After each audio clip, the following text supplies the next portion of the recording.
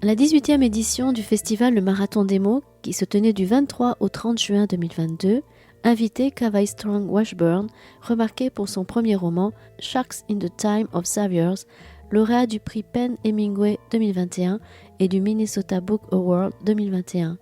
C'est ce roman, Au temps des requins et des sauveurs, paru en français chez Gallimard, que Kavai Strong Washburn présentait à la librairie Ombre Blanche le samedi 25 juin 2022.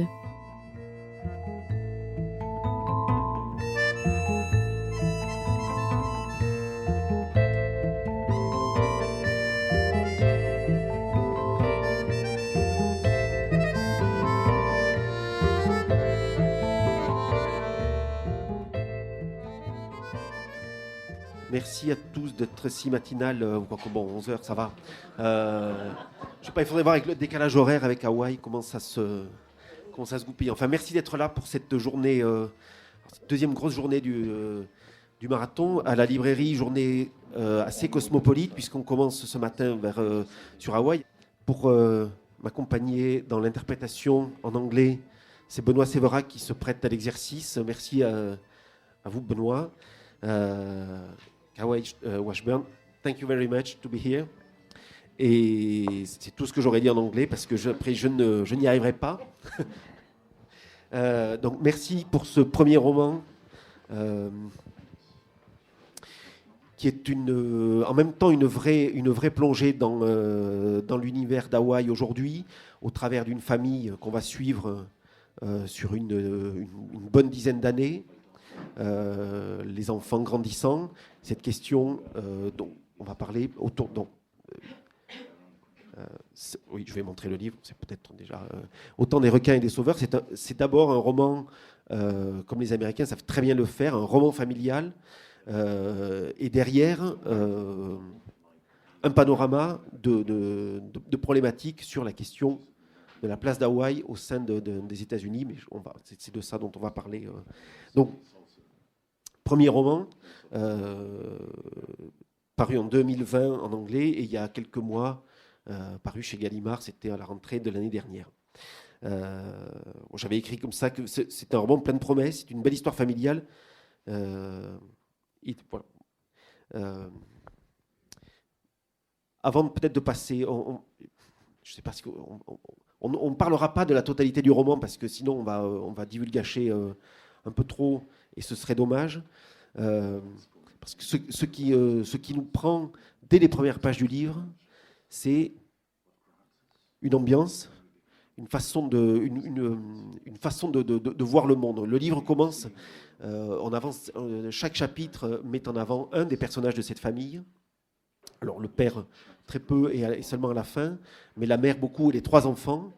Alors le plus âgé c'est Noah, ensuite il y a Dean et ensuite il y a Cowie. La dernière et la seule fille de la fratrie. Mais comment résumer le livre en fait Non, parce que c'est peut-être plus simple. I don't know that I can either. This is a challenge for me too. Ouais, moi non plus, je ne saurais pas le résumer. C'est aussi Alors, un défi pour moi. Alors, l'idée de départ, peut-être, qu'est-ce qui vous a motivé dans ce livre-là? C'était la question de se servir d'une famille pour parler de la place d'Hawaï dans l'Amérique, ou vous êtes parti d'une autre inspiration The last part. What was the starting point for your first motivation? Was it to speak about the family in order to speak about the place of Hawaii in American society? That became the idea. For me, the novel started just with an image of the shark saving the child. Pour moi, le roman a commencé, vraiment, l'idée première, c'était l'image d'un requin qui sauve un enfant. And then as I began to work through that image, I started to think about this idea of the islands and how they fit with the United States. Et à partir de cette image, en la travaillant, j'ai commencé à émerger l'idée de parler des îles et comment elles s'intègrent dans l'Amérique.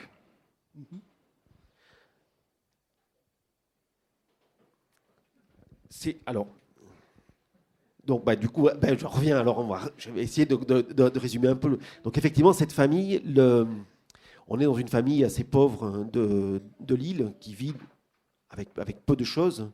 La mère croit beaucoup encore aux survivances des légendes et des mythes hawaïens. Et un jour, ils sont, et c'est au début du livre, ils sont sur un bateau. Noah, donc le fils aîné, tombe à l'eau et il y a des requins qui arrivent autour. Et les requins, au lieu de manger ce pauvre enfant, va ouvrir la gueule et rapporter l'enfant à ses parents, ce qui est assez miraculeux et qui va ébranler effectivement cette famille. Par la suite, Noah va développer des talents de guérisseur, c'est-à-dire que par imposition des mains, il arrive à guérir des gens qui se sont fait des fractures et des choses plus graves. Et ça, les parents vont projeter énormément de choses sur cet enfant-là parce que l'enfant miraculeux, et puis très vite cet enfant devient une source de revenus aussi. Et dans l'espace du livre, le livre explore beaucoup la question de la fraternité, c'est-à-dire comment les enfants, entre eux, grandissent, comment on peut grandir avec un frère à côté qui est un miracle, quoi, qui est exceptionnel.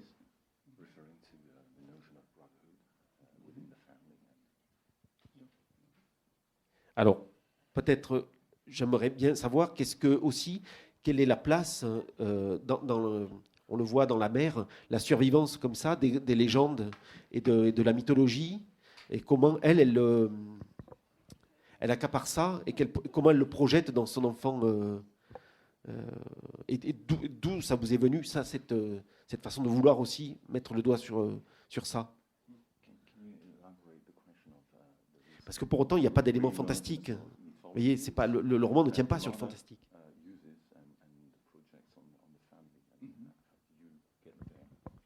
Yeah, so that became, for me, one of the central questions of the novel is the idea of mythology and the stories we tell ourselves about our lives, and the way in a family, everybody has their own story of everyone else, and we don't know necessarily which one is true. Oui. Donc oui, effectivement, c'était une question centrale, c'était cette question de la mythologie et aussi des histoires au sein de la famille que nous nous racontons et que nous pensons savoir sur les autres au sein de la famille, que nous nous racontons sans que ce soit forcément les bonnes. And also the idea that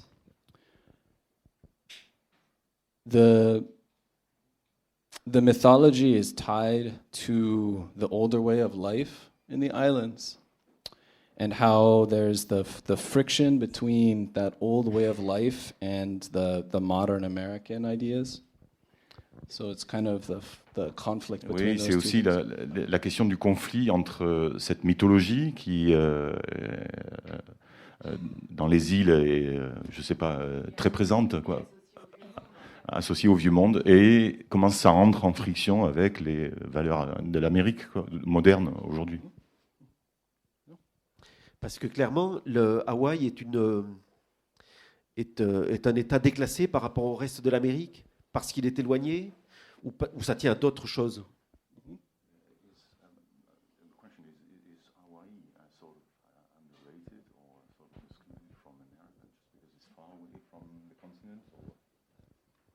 The idea of Hawaii in the United States, so it's one of the states, right? So it's part of the country of the United States, but for many people, they just think of it as a place for vacations, yeah?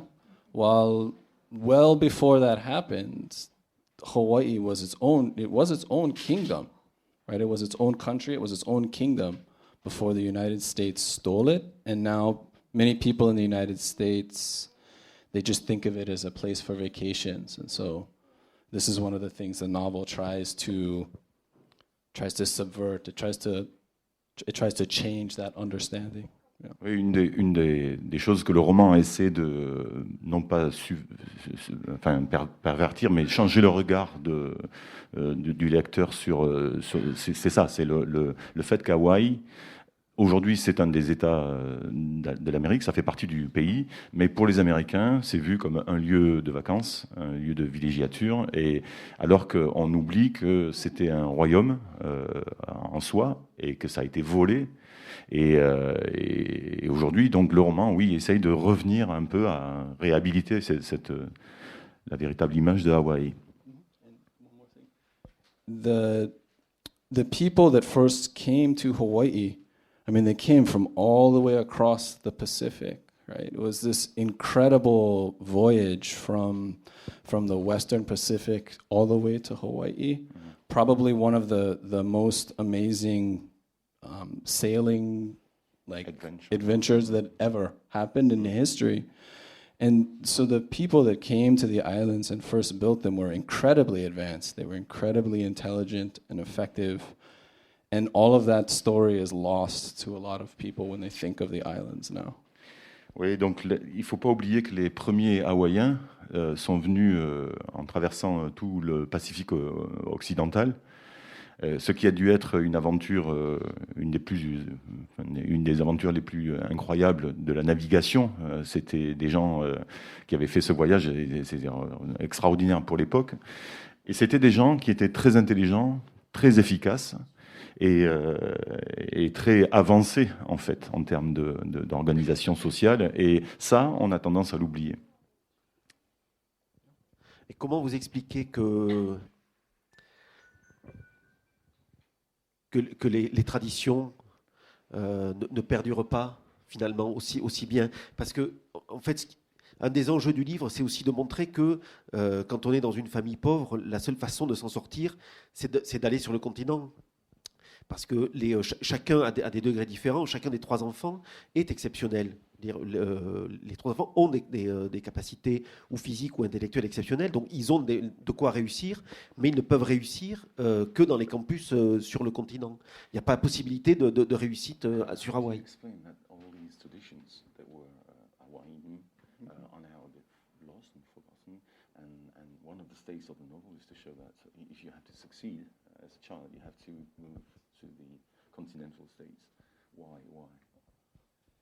Yes, one of the things that is a challenge in the islands is when they were taken by the United States, when they were stolen, it was because there were businessmen that wanted to make the islands just a place for export for a few foods like sugar and pineapples. They wanted to own that land and use it for export. And that moment was when the islands changed from being self-sufficient to becoming an accessory to the United States. And so changing back now is one of the challenges. Oui, un des défis de Hawaï aujourd'hui, c'est de revenir et d'invertir la tendance qui s'est passée quand les îles ont été volées, et il revient pour la deuxième fois sur le terme volé, par les Américains. Ça a été volé parce que des hommes d'affaires y voyaient un potentiel d'exportation, notamment de sucre et d'ananas. Et donc, du coup, à partir de là, Hawaï, qui était en soi, avait son identité, sa fierté, etc., a été vu comme un accessoire aux États-Unis, un accessoire pour les États-Unis. Et tout l'enjeu, là, maintenant, tout le défi aujourd'hui, c'est de revenir à inverser la tendance, quoi. And also it's expensive there. To live there is expensive, and there aren't so many jobs. If you're not working for a hotel, there's not so many jobs, and so it's difficult to live there because it's so expensive, and there aren't. Most of my friends that are still there, they work 2 or 3 jobs. Ouais, un des problèmes, c'est aussi que c'est très cher de vivre. La vie est très chère là-bas. Il y a très très peu de boulot, il y a peu d'emplois. Si vous ne travaillez pas dans un hôtel, en fait, c'est très difficile d'avoir un emploi. Et la plupart des amis de Kaiwa qui vivent là-bas ont 2, 3 boulots. Voilà. Et c'est pour ça que le choix que font souvent, c'est l'exil, c'est de partir de...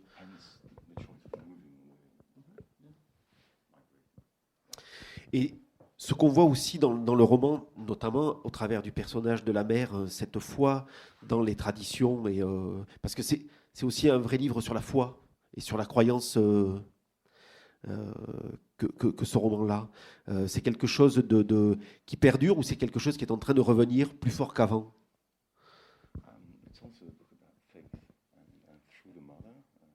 This is very present. And is this something which is sort of re-emerging or just continuing to be? Yeah, this is a very important question in the novel, this idea of faith, right? And one of the questions in the novel is whether where is it important to place your faith? Do you place it in each other? Do you place it in, some sort of spirit world? Which one is right? Which one is the way to help you continue to move forward in your life, right? So that is a very central question, this idea of faith. And I put those questions in there, but I don't answer them. I leave it for the reader to make a decision about which they think is the one that matters, the faith of a God or the faith in each other, or maybe both. Oui, c'est une question centrale dans le roman, effectivement, et c'est une réflexion sur la foi. Qu'est-ce que c'est que la foi? Est-ce que c'est la foi en quelque chose de supérieur, Dieu, ou quelque chose ou est-ce que c'est la foi que l'on peut avoir les uns envers les autres, croire en l'autre, ou est-ce que c'est un mélange des deux? Et donc oui, le roman est articulé autour de cette question-là, mais l'auteur n'apporte pas de réponse, pardon. Il pose la question. Après, c'est au lecteur aussi de faire son chemin vers la réponse. Oui, puis ça se fait alors aussi entre les générations, les parents et les enfants, mais aussi à l'intérieur de la fratrie, parce que le livre explore ça aussi. Comment on se... Et c'est une des choses vraiment très intéressantes du roman, c'est comment on se construit comme frère, comme sœur, en face de quelqu'un qui, alors bon, en l'occurrence c'est Noah avec ses capacités exceptionnelles, mais le livre travaille aussi beaucoup ça. The other question or the other axis is also how do you become someone yourself within the siblings, and how do you build your own personality facing your brother and sister's personalities? Yeah, yes, exactly. And for me, the part that was interesting within the family was, in particular, the daughter or the sister, Kawi, right? She's very overlooked within the family. And as the novel moves along, as the story moves along, her story, to me, becomes more and more important. And I, as a writer, saw that as an opportunity to have a feminist narrative emerge from among the men that were there. Yeah, okay. Oui, thanks very much. Il est gentil, il me ménage, parce que c'est ma mémoire qui... Non, mais donc, oui, effectivement, ça c'est aussi un des aspects très importants du roman, et notamment à travers la sœur, la petite sœur, qui au début du roman, on la regarde un peu de haut, elle est un peu, regardée de haut par les autres, et dénigrée, et petit à petit, elle prend de plus en plus d'importance. Et lui, en tant qu'auteur, a vu une opportunité là de tenir une narration féministe et d'introduire cette notion de féminisme à l'intérieur du roman, à travers cette petite sœur. And this is, for me, my experience in the United States has been one in which the history of the whole country of the United States is often told in a story of big men. Where when there's a problem, a big man shows up to solve it, and this is the way that history moves forward.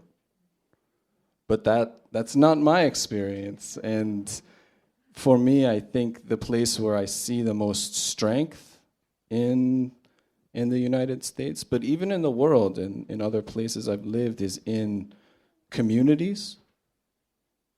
So when the community is strong and when the families are strong, that is the place where change starts, and not with big men. And so that's part of what the story becomes, and that's part of what Cowie's story becomes. Sorry, that's kind of a lot. I went too long in that. Sorry. Non, mais donc il disait que son expérience des États-Unis, c'est que l'histoire des États-Unis est toujours racontée par et pour des hommes forts, le grand costaud qui arrive et qui résout. Non, je pense que l'Amérique a été bâtie par des hommes forts qui sauvent les situations. Oui. Oui. Non, C'est pas qu'elle est racontée par eux forcément, c'est qu'elle... Non, j'ai pas dit, pardon, je disais, l'histoire est racontée souvent à travers le regard d'hommes forts qui arrivent et qui résolvent des problèmes quand il y a des situations. L'homme costaud arrive et résout le problème et l'histoire continue. La société peut continuer à avancer comme ça. Et ça, c'est une vision qui ne correspond pas à son expérience à lui. Lui, son expérience, c'est que les véritables forces dans la société américaine, il les a trouvées dans les communautés et dans les familles. Et en fait, c'est là que le changement a lieu. Le véritable changement, c'est pas des grands costauds qui arrivent, à John Wayne, qui arrivent et qui résolvent tous les problèmes, c'est à l'intérieur de la famille ou à l'intérieur de la communauté. Et voilà, je crois qu'on en était là. Et de fait, ce sont dans le roman les personnages de femmes, la mère et Kawi, Malia et la mère, qui sont les personnages les plus complexes psychologiquement.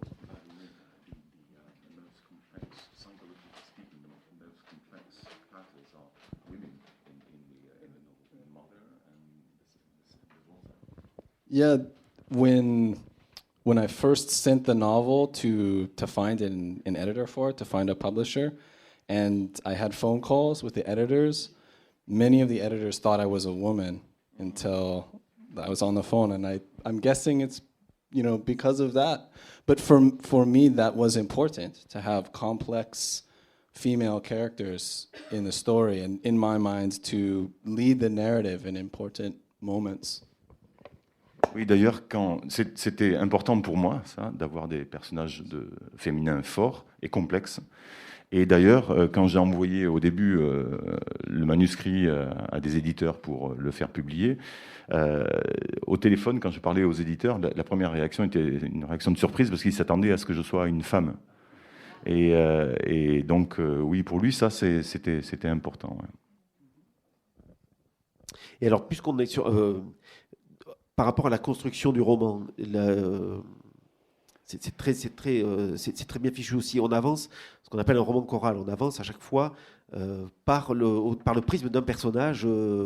Chaque chapitre est intitulé avec le nom du personnage, le lieu et la date à laquelle se déroule l'action. Et donc on avance comme ça à chaque fois dans le regard d'un des personnages, des personnages de cette famille. Ça, c'est quelque chose qui a été fait, que vous avez conçu dès le début du roman. Enfin, le livre s'est construit par ce prisme-là. Yeah, so this was very difficult to write. I've said before that if I knew when I started how hard that would be to write in 4, 5 different voices, none of which were my voice, then I don't know that I would have done it if I knew before how hard it would be. Ouais, donc il continuera après, mais là il s'interrompt pour que je puisse dire que oui, il a trouvé ça très difficile. Ça a été difficile. Et d'ailleurs, si au départ il avait su que ce serait aussi difficile de tenir des propos à travers le regard de 5 personnages, donc 5 narrations qui n'étaient pas la sienne, évidemment c'est pas lui, il ne sait pas s'il aurait choisi cette voie-là, quoi. But for me as a reader, the books that have moved me the most are ones in the first person, where you're reading directly through another person's voice. It's almost like, it feels like I am in that person, Yeah, I'm in their mind for the story. There's no other art form besides the novel in which you can do that. You can't do that in a movie or music. A book is the one place where you can inhabit someone else's consciousness. And so for me, I didn't know if I would ever write another book. I didn't know if this would get published, and so but I wanted to write the one type of book for me that is in the style that has moved me the most as a reader. Oui, non, lui, en tant que lecteur, il est tout le temps. Enfin, ce qui l'a le plus ému, ce sont des narrations à jeu, à la première personne du singulier. En tant que lecteur, c'est ce qui l'a le plus touché. Et pour lui, il n'y a aucune autre forme d'art qui offre ça, cette possibilité de rentrer dans la conscience de quelqu'un, dans la peau de quelqu'un. Et donc, quand il a écrit ce roman, qui était son premier roman, et qu'il ne savait pas s'il en écrirait un autre, il ne savait même pas s'il serait publié, il voulait écrire justement le roman qui allait refléter le plus sa sensibilité et sa façon d'être touché, et d'écrire de cette façon-là. Donc c'est pour ça qu'il est allé sur cette narration polyphonique. Et je rajouterais même, parce qu'on dit souvent tel roman est très cinématographique, là pas du tout, c'est-à-dire qu'en fait le livre produit de l'imaginaire, c'est-à-dire qu'on ne déroule pas du cinéma, on ne voit pas les choses sur l'île, mais on est effectivement, au travers des caméras embarquées des personnages, ça produit de l'imaginaire en fait.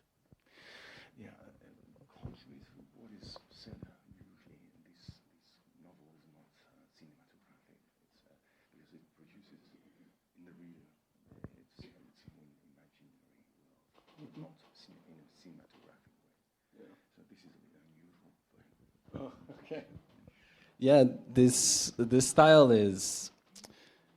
I didn't want the story to be autobiographical, and I didn't want to write about my family or things like that. And so I think the way that it became easiest for me.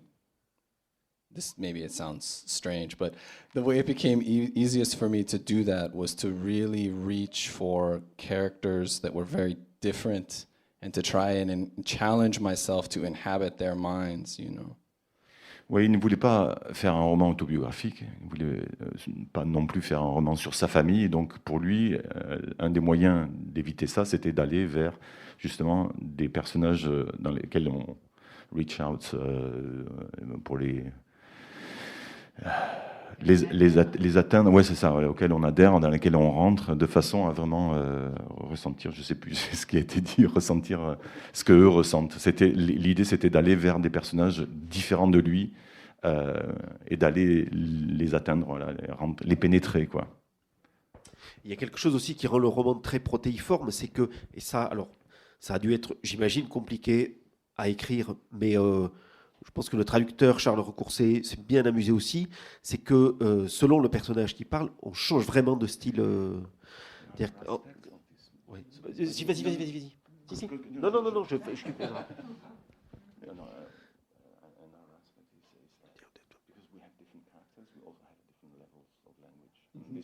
Ouais, et qu'entre Dean, quand le jeune basketteur qui a une grosse revanche sociale à prendre, qui a la haine, comme on dit, et la mère qui est vraiment portée par une illumination dans sa foi, dans ses croyances, ça rend les choses extrêmement différentes au moment de la lecture.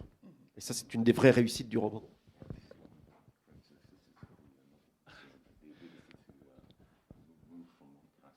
Yeah, thank you. It was very challenging. That part was very challenging. And the language of the characters even changes as they get older. So at the start, when they're younger, they have younger language. And when they're older, they have older language. It was so hard. It was so difficult. The novel took me 10 years to write from the start. But everybody understood that. Huh? So it was, and these were the things that made it challenging. But I also have a job and children, and so that slows it down too. But Oui, donc oui, ça a été un gros défi, ça a été très difficile, d'autant plus que non seulement le niveau de langage change d'un personnage à l'autre, mais aussi au fur et à mesure qu'ils vieillissent, donc le niveau de langage change, puisque on ne parle pas comme un ado quand on est adulte, quoi. Donc ça a été très difficile, très difficile. Bon, après, voilà, c'est aussi une des raisons pour lesquelles le roman a mis 10 ans à être écrit. Bon, il dit qu'il y a aussi parce qu'il avait un travail et des enfants, etc., certes, mais il y avait probablement cette nécessité de mûrir tout ça. Ouais. Mais j'ai quand même envie de lire un petit extrait. Vous seriez prêt à lire aussi après en anglais, ou peut-être le lire en premier, un petit extrait? Non, oui, on l'a. Oui. Benoît là. Benoît's got a book. Si, we've got the book. The English. Oh, look at that. No, if you don't want, no problem. I will do whatever you would like. I can try whatever, but I can't. This one's 16. Sorry, I wasn't ready for this. It's okay though. Okay, No, we can do it. So is it going to be French first? Yes. And then Ah, first in or French? English or whatever? This is either one is fine. First in French? Anglais d'abord. English First in first. English. English first. But it sounds so much nicer in French. It's okay. Let's see. He said 15, yeah? 16, okay. Just a few pages. How much time should I do? Just maybe. Okay, just to there, just to here. Your father and I separate to it now. Okay, I could just go this little bit. Okay. Okay, chapter 16, Malia, 2008, Kalihi. If a god is a thing that has absolute power over us, then in this world there are many. There are gods that we choose and gods that we can't avoid. There are gods that we pray to and gods that prey on us. There are dreams that become gods and pasts that become gods and nightmares that do as well. As I age, I learn that there are more gods than I'll ever know, and yet I have to watch for all of them, or else they can use me, or I can lose them without even realizing it. Take money. My grandmother's grandmother's grandmother, Kanaka Maoli that she was, had no use for paper printed with the silhouette of some faraway haole man. It gave nothing. What was needed was food from the earth, housing from the earth, medicine from the earth, a sense of one's place in the system. What was provided and what had to be cultivated. But ships from far ports carried a new god in their bellies, a god who blew a breath of weeping blisters and fevers that torched whole generations, a god whose fingers were shaped like rifles and whose voice sounded like treaties waiting to be broken. And money was the name of that god, and it was the sort of god that preyed on you, made demands, and laid its hands on you with such force as to make the Old Testament piss its pants. We were made, eventually, to pray to it, whether we wanted to or not.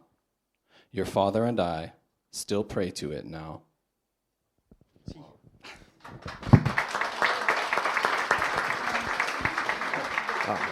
Alors moi, à côté, ça va être moins bien, c'est sûr. Hein, donc vous n'applaudirez pas. Hein. Alors, chapitre 16, Malia, 2008, Kalihi. Si un Dieu est une chose qui exerce sur nous un pouvoir absolu, alors il en existe une multitude en ce monde. Il y a les dieux que nous choisissons et ceux qui s'imposent à nous. Il y a les dieux que nous vénérons et les dieux venimeux. Il y a des rêves qui deviennent des dieux, des passés qui deviennent des dieux et des cauchemars également. Plus je vieillis, plus j'apprends qu'il existe trop de dieux pour pouvoir jamais les connaître tous. Et pourtant, il me faut tous les garder à l'œil, sous peine qu'ils se servent de moi ou que je les perde sans même m'en rendre compte. L'argent, par exemple. Mon arrière-arrière-arrière-arrière-grand-mère, en bonne Kanaka Maoli, n'avait que faire d'un bout de papier sur lequel on avait imprimé la silhouette d'un Aole inconnu. Ça ne lui servait à rien. Ce dont elle avait besoin, c'était d'aliments venus de la terre, de remèdes venus de la terre, de sentir qu'elle occupait une place au sein d'un système, de savoir que la nature procurait ce qu'il fallait cultiver. Mais des bateaux sont arrivés, de ports lointains, en apportant un nouveau dieu dans leur ventre.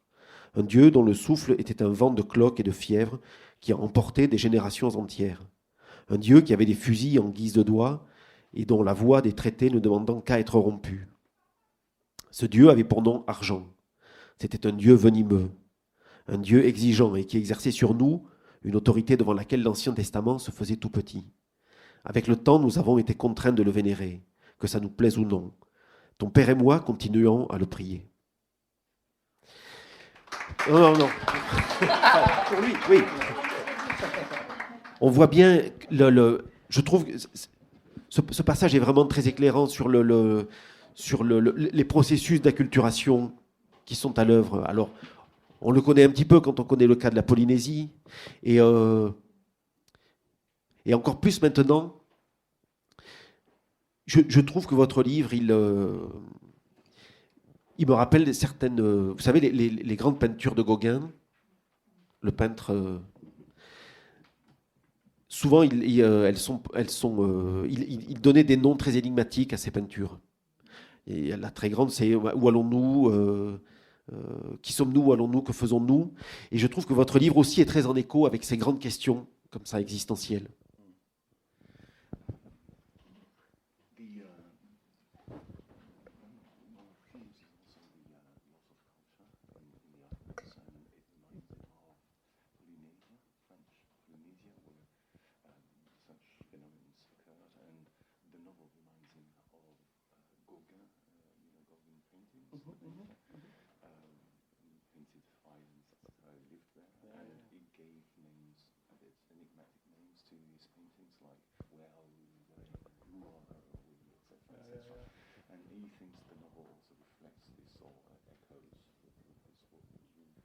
Yeah, thank you. That's very true. That's one of the things that I was trying to explore in the novel. You know, Hawaii is such a unique place. Although, you know, French Polynesia, Tahiti, there's similarities there with those cultures, yeah. But when it became a state, when it became a part of the United States, the government aggressively it tried to eradicate the culture, to outlaw the language, to outlaw the religious practices, to outlaw hula, which is really it's the living history of the islands, right? And so the government tried to eliminate all of those things in an attempt to force integration. That's not the right word. That's good. It's fine. Go. That's right. See, if you know, you speak English better than I do.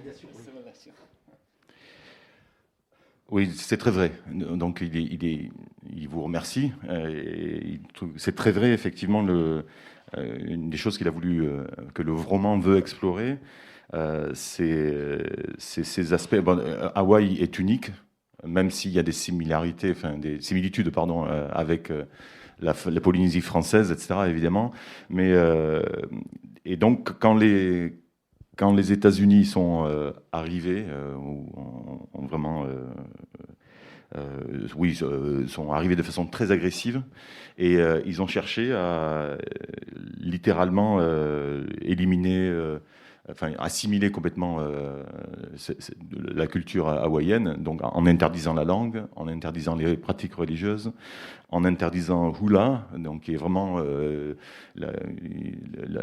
l'histoire vivante des îles, et tout ça pour forcer l'assimilation. Et oui, ça c'est une des choses que le roman explore, effectivement.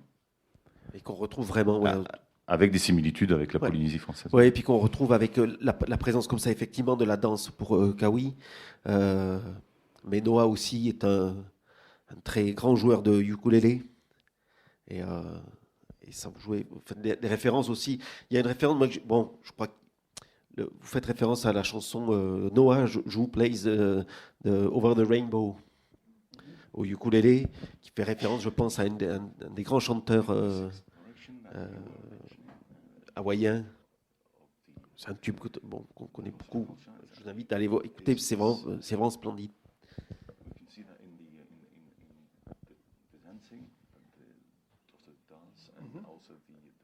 Enfin, moi, j'arrête pas en fait de l'écouter en boucle. Je me suis fait une playlist avec de musique hawaïenne et j'arrête pas. Yeah, exactly. It's the as I said, the hula is like the living history of the islands. At least for me, that's been my experience of it. When I've danced hula before, and I've also seen it performed many times. And when it's performed, the ancient style, which is kahiko, this is the style that Kaui ends up dancing. The hula is the ancient style. When I have seen that performed live, I can feel the past coming to life. I can feel the world from 200-300 years ago. It's there in the space when that's happening. It probably sounds strange, but for me, that's my experience of it. And so I tried to, the music that is in the book is in it. I am trying to render that experience, the feeling of when hula is performed properly, I can feel that old world at the same time. It's very powerful. And so I tried to write that in the book with that section. Oui, une des choses que j'ai essayé d'écrire dans le roman, le hula, c'est quand cette danse qu'il a lui-même dansée et souvent vue sur scène, quand c'est fait, et que donc la fille pratique, hein, quand c'est fait, c'est véritablement l'histoire vivante des îles, et c'est tout le passé qui est ramené à la vie. Quand c'est bien fait, quand c'est bien dansé, on peut littéralement, dans l'espace, sentir le passé revivre. Ça date de 200-300 ans, ça revient, c'est là. Alors ça peut paraître un peu bizarre d'entendre ça, mais c'est ce que lui, en tout cas, expérimente quand il assiste à des spectacles et que ça fait de façon correcte, quoi. Voilà, c'est quelque chose que le roman essaye de rendre aussi, cette expérience-là. Est-ce que vous êtes d'accord si on dit que Noah, c'est une trace du passé, mais que Kaui, elle représente un espoir du futur d'Hawaï?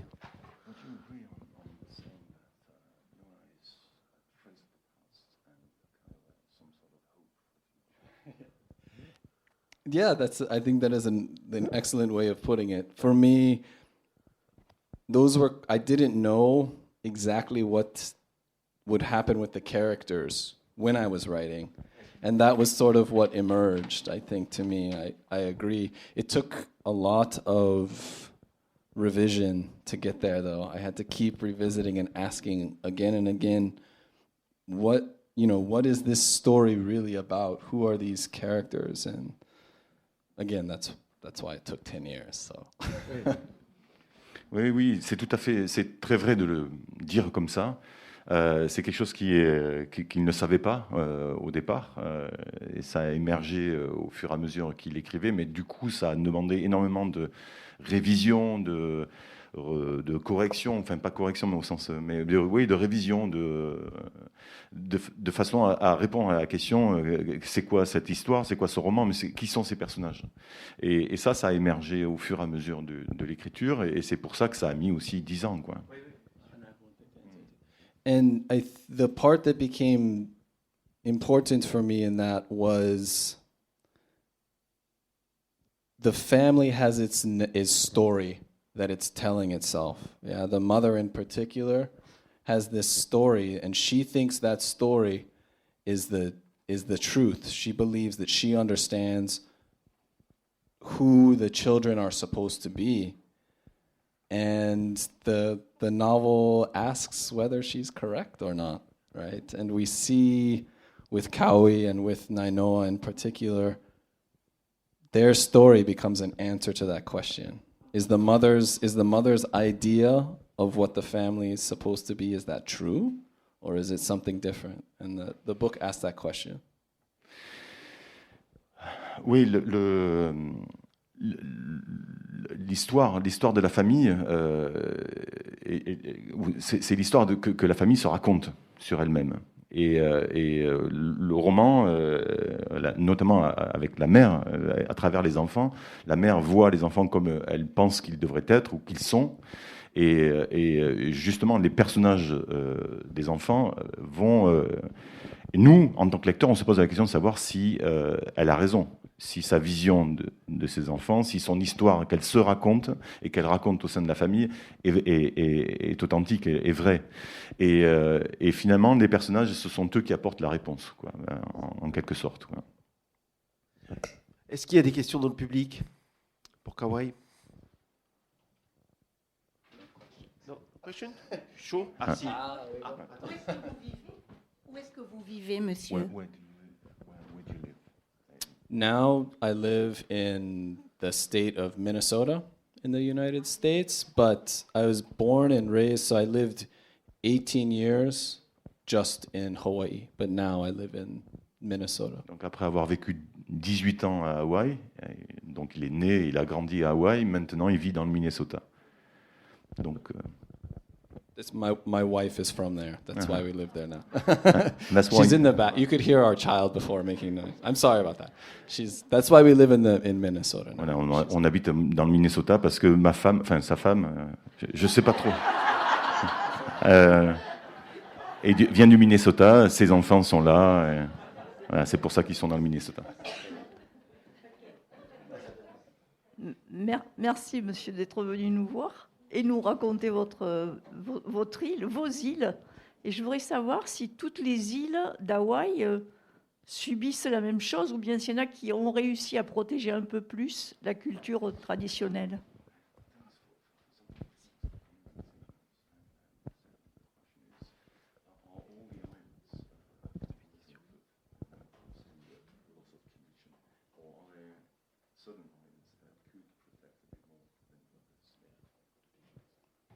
You know, it's there in all the islands. One of the things that's important to know is that the language now, you can go, when I was young, there were no schools that started in Hawaiian, but now there are. There are families that their first language is Hawaiian now. It wasn't that way when I was really young, but there has been quite a revival. Similarly, the government tried to eliminate hula, but it survived. Like people took parts of the hula as well, and they even they stored it, they hid it in their houses, and it has now come back. It has been revived. So all of the islands, I would say, have a much stronger culture of Hawaii than they did when I was a child. So every time I go back, there's more and more of the language and culture there. So it's going through a very strong revival. It's a very good thing. It's a beautiful thing.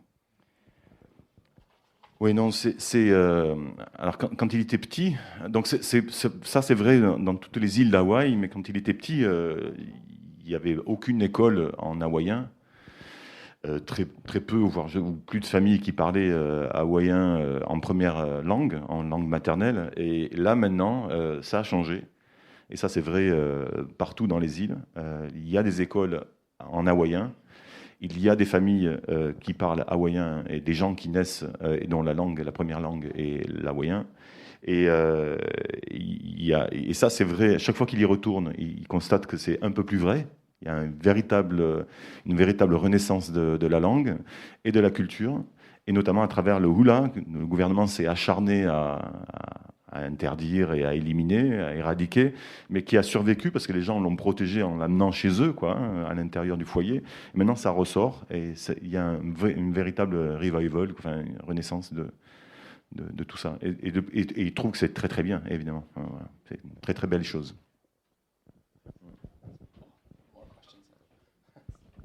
Il y Et, ça s'écrit le hawaïen. Il y a des textes de vos légendes, de vos mythologies. Est-ce qu'il y a de l'écrit ou bien est-ce que à ce moment-là, comment se passe le rapport entre la langue pour les mythologies pour la mythologie et les contes et la langue américaine? Non, mais lui, il écrit en américain par rapport. Yeah. I do not write in Hawaiian, but there are many stories and mythologies and legends that are in the Hawaiian language that have been. They're in both languages. You can find books that are in the Hawaiian and also in English. There's the creation story of the islands, which is actually a very long chant, and that's called the Kumulipo, and that's been around. That was translated quite a long time ago. The written form, the language was never written until the arrival of the first European explorers, and then people began to try and write the language down.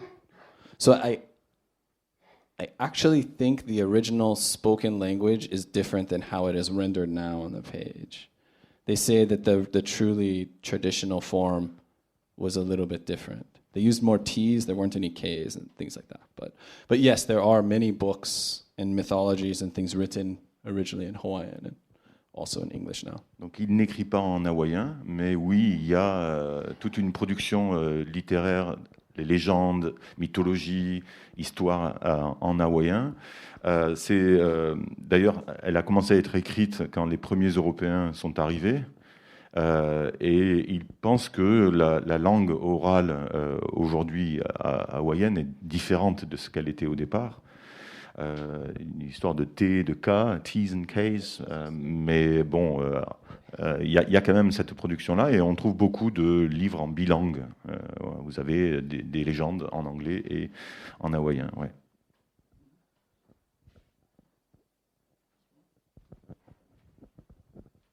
Oui, merci beaucoup pour tout ce que vous nous avez dit, qui nous donne vraiment envie de découvrir ce livre. Voilà. Moi, j'avais une question, un peu de curiosité. Comment, quand on a un tel sujet de livre, publie-t-on un premier roman aux États-Unis ?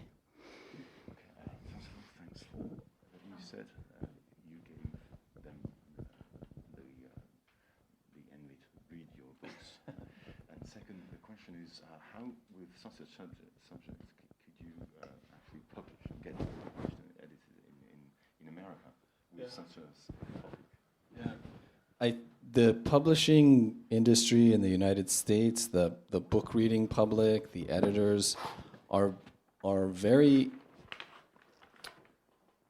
in my experience, there's a lot of interest in experiencing new things. Yeah, I think we all like stories that feel new. When you have the story, it feels like something different, something new, right? And so I think that helps a lot because the story is very different than a lot of stories people would read normally in the United States. Oui, non, l'industrie du livre, le monde éditorial américain a beaucoup d'intérêt est ouvert aux nouvelles expériences et notamment nouvelles histoires originales et clairement son histoire a été une histoire originale qui n'est pas commune. Donc il y a cet intérêt, cette appétence pour des choses nouvelles et des histoires nouvelles. Ça a aidé, ouais. Ça a aidé l'originalité de la thématique. And I think that the editor in particular at the publishing house I went with understood what I wanted to do with the book, and so helped keep that vision strong when we were trying to publish.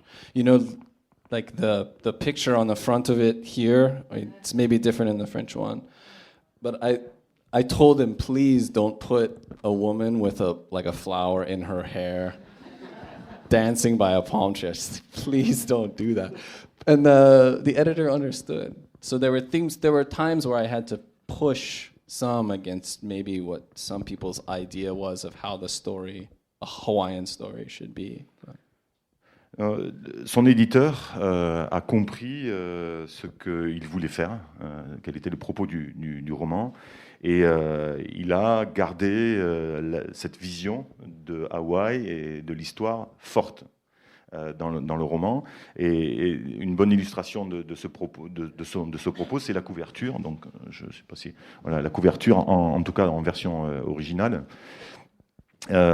Où il avait clairement demandé, s'il vous plaît, ne mettez pas une danseuse hawaïenne avec des fleurs dans les cheveux, quoi, parce que bon, c'était pas l'image des îles qu'il voulait montrer. Et ça a été compris par son éditeur. Moi, j'ai failli venir avec une chemise hawaïenne ce matin. Hein. That one's good too. The French one is nice too. It's good. Et donc, il dit qu'il apprécie également la couverture dans l'édition française, voilà, qui est différente, mais qu'il apprécie également. Bien, on va s'arrêter là parce qu'il faut... Kawai, merci beaucoup. Benoît, merci beaucoup pour ce boulot-là. Merci.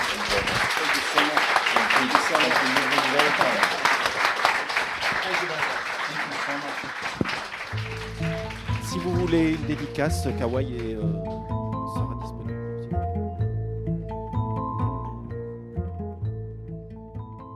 Vous avez écouté à l'instant Kawai Strong Washburn pour la présentation de son livre Au temps des requins et des sauveurs, édition Gallimard, à la librairie Ombre Blanche samedi 25 juin 2022 dans le cadre du Marathon des mots du 23 au 30 juin dernier. Réalisé et mis en onde par Radio Radio.